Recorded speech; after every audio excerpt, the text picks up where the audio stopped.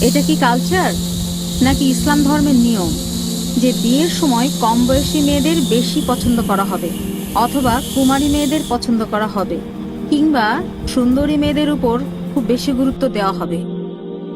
বোন প্রশ্ন করলেন যে এটা কি ইসলামের কালচার, এটা কি ইসলামে গ্রহণযোগ্য যে বয়স্ক মহিলার তুলনায় কম বয়সী মহিলাকে বিয়ে করা, গড়পড়তা চেহারার বদলে সুন্দরী মেয়েকে বিয়ে করা, অথবা গরিবের বদলে ধনী মহিলা, এটা কি ভালো? এটা মুবাহ। কারণ আপনি যদি মুহাম্মদ সাল্লাল্লাহু আলাইহি সাল্লামের জীবনী পড়েন, নবীজি প্রথম যে মহিলাকে বিয়ে করেছিলেন খাদিজা রাদিয়াল্লাহু আনহা, তিনি নবীজির চেয়ে 15 বছরের বড় ছিলেন। নবীজির বয়স তখন 25 বছর, হযরত খাদিজার তখন 40 বছর বয়স। পরবর্তীতে তার মাত্র একজন স্ত্রী ছিলেন 50 বছর বয়স পর্যন্ত, যতদিন হযরত খাদিজা রাদিয়াল্লাহু আনহা বেঁচে ছিলেন। বিবি খাদিজা মারা যাওয়ার পর নবীজি আবার বিয়ে করেন। এরপর যখন বিয়ে করলেন তখন বিয়ে করলেন কম বয়সী, 36 বছর বয়স, 32 বছর বয়স ইত্যাদি। তবে এখানে যদি বয়সের কথা বলেন, দৃষ্টান্ত দেখতেই পাচ্ছেন প্রথম স্ত্রী 15 বছরের বড়, পরের স্ত্রীর বয়স কম। এখানে দেখতে পাচ্ছেন নবীজির প্রথম স্ত্রী হযরত খাদিজা রাদিয়াল্লাহু আনহা ছিলেন বিধবা, তার মানে কুমারী না। নবীজির স্ত্রীগণের মধ্যে মাত্র একজন ছিলেন কুমারী, আর কেউ কুমারী ছিলেন না।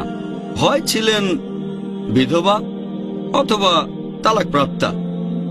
তার মানে এমন না যে কুমারী না এমন কাউকে বিয়ে করা সুন্নত।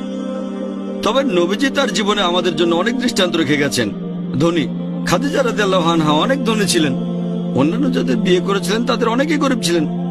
তাহলে নবীজি বিয়ে করেছেন ধনী মহিলাকে, বিয়ে করেছেন গরিব মহিলা, বয়স্ক মহিলা, কম বয়সী মহিলা, কুমারী, কুমারী না, অনেকে তালাকপ্রাপ্তা এবং বিধবাও ছিলেন।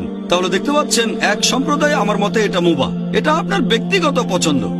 আমাদের নবীজি সাল্লাল্লাহু আলাইহি ওয়াসাল্লাম বলেছেন, এই কথা আগে বলেছি, এই হাদিসটা আছে সহিহ বুখারীতে 7 নম্বর খণ্ড, বুক অফ নিকাহ, 5090 নম্বর হাদিস, যে আমাদের নবীজি সাল্লাল্লাহু আলাইহি ওয়াসাল্লাম বলেছেন, যখন কেউ বিয়ে করে সে 4টা জিনিস দেখে: সৌন্দর্য, সম্পদ, আভিজাত্য এবং গুণ। এগুলোর মধ্যে সেরা হচ্ছে গুণ। কেউ যদি সৌন্দর্য দেখে সেটা হারাম না, কেউ কম বয়সী স্ত্রী চাইলে সেটাও হারাম না, কেউ সম্পদশালী স্ত্রী চাইলে এটাও হারাম না, অভিজাত পরিবারের স্ত্রী চাওয়াটাও হারাম না। তবে এগুলোর মধ্যে গুণ হচ্ছে সেরা, গুণের উপর গুরুত্ব সবচেয়ে বেশি। যদি এমন কোন গুণবতী মেয়ে পান যে কম সুন্দরী, এখানে সৌন্দর্যের চেয়ে গুণের উপরেই বেশি গুরুত্ব দেবেন, তাহলে গুণবতী কম সুন্দরী স্ত্রী সুন্দরী আর কম গুণের স্ত্রীর চেয়ে ভালো। গুণের উপরই গুরুত্বটা সবচেয়ে বেশি। ইসলাম ধর্মে এগুলো ছাড়া অন্য মানদণ্ডের উপর গুরুত্ব দেওয়া হয়নি। আর গুণের গুরুত্বের কথা যদি বলতে হয়, এটা নিশ্চিত করে বলা যায়। আশা করি উত্তরটা পেয়েছেন।